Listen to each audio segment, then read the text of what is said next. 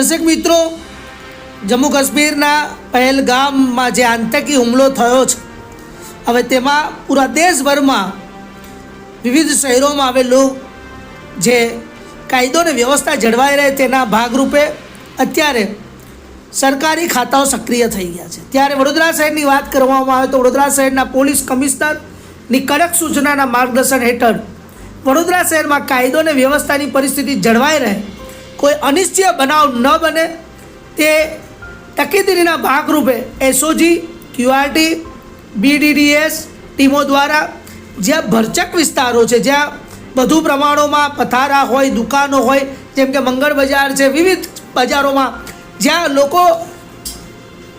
વધારે પડતા લોકો ખરીદી કરવા નીકળતા હોય અને એવી જગ્યાઓનો કોઈ લાભ ન લે, કોઈ અનિશ્ચિત બનાવ ન બને તેના ભાગરૂપે આજે ડોગ સ્ક્વોડથી સઘન ચેકિંગ કરવામાં આવ્યું, તેમજ વિવિધ ટીમોથી ટેકનોલોજીના ભાગરૂપે તમામ તકેદારી રાખીને અહીંયા ચેકિંગ હાથ ધરાયું છે। જે દ્રશ્યોમાં આપ જોઈ શકો છો, તમામ ટીમો દ્વારા અહીંયા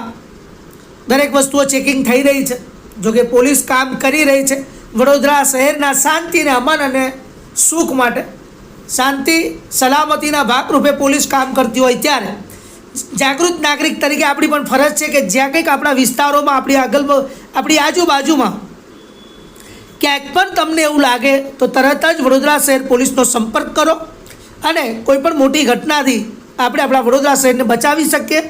તેના માટે જ આ અહેવાલ છે વડોદરા શહેર પોલીસ કમિશનર અને તેમનામાં તાબામાં રહેલા તમામ કર્મચારીઓ, તમામ ટીમો કામે લાગી છે। તો મહત્ત્વના સમાચાર છે, વડોદરા શહેરમાં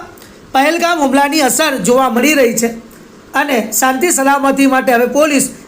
જે કહેવાય કે રોડ માર્ગ પર નીકળી ગઈ છે।